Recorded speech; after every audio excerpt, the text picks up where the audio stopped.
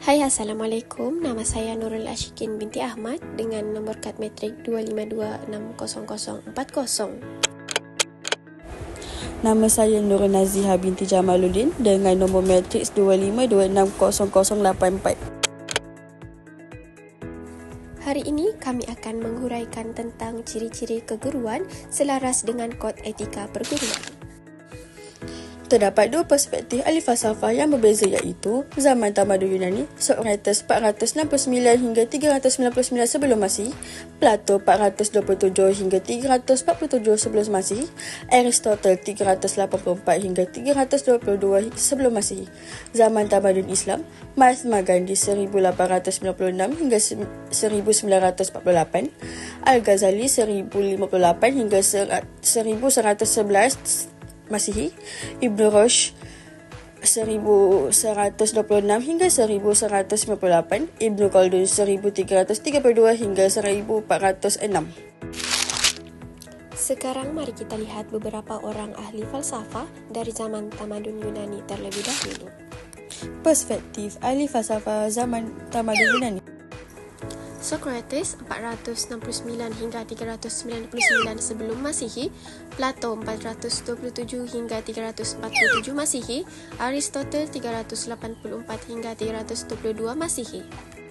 Baiklah, sekarang kami akan menerangkan tentang ciri-ciri guru berdasarkan tokoh yang kami pilih.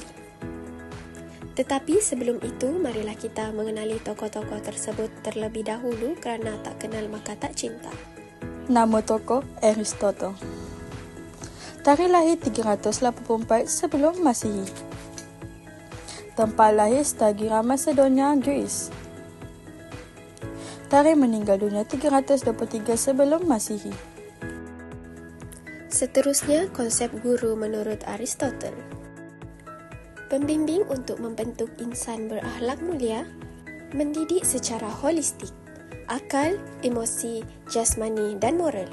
Membantu murid mencapai keseimbangan hidup, melatih murid berfikir secara rasional, kritis dan logik.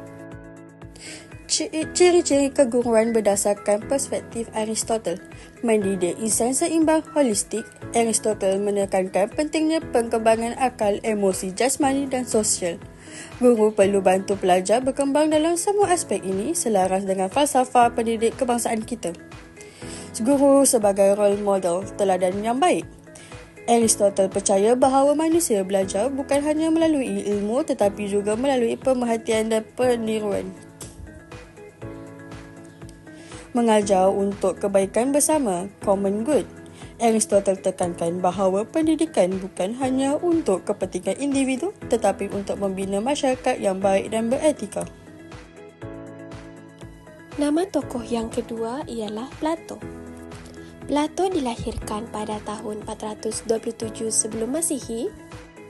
Beliau dilahirkan di Athens, Yunani dan beliau meninggal dunia pada tahun 347 sebelum Masihi. Konsep guru menurut Plato. Guru sebagai pembimbing jiwa. Pendidikan sebagai alat membentuk insan ideal. Peranan guru dalam pembangunan negara. Pentingnya pendidikan moral dan nilai murni. Seterusnya, ciri-ciri keguruan berdasarkan perspektif Plato. Mempunyai ilmu yang mendalam. Bagi Plato, hanya mereka yang benar-benar berilmu dan berfalsafah yang layak menjadi pendidik.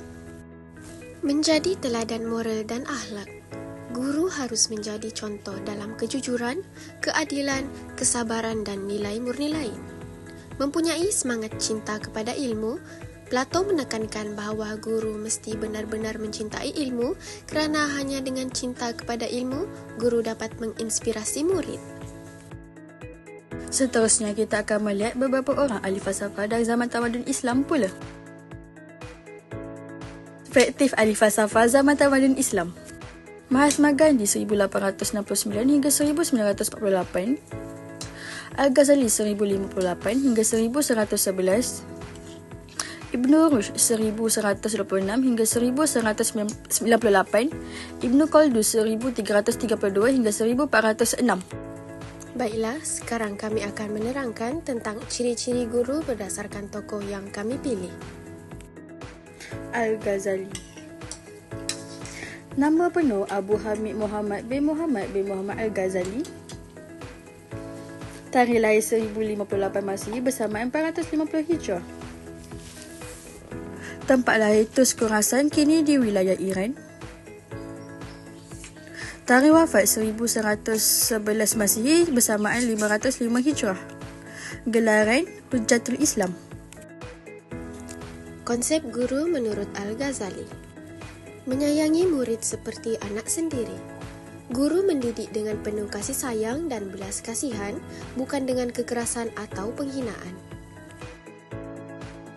Pengajaran mesti ikhlas kerana Allah Subhanahu wa Ta'ala. Guru mengajar dengan niat untuk mencari keredaan Allah, bukan untuk populariti, pujian atau keuntungan duniawi. Guru sebagai pewaris para nabi. Guru mewarisi tugas mulia para nabi dengan menyebarkan ilmu yang membawa manusia kepada kebenaran dan akhlak yang baik. Guru sebagai murabbi. Bagi Al-Ghazali, guru tidak hanya menyampaikan ilmu tetapi juga membimbing hati, akhlak dan rohani murid. Sekian itu sahaja daripada kami. Terima kasih.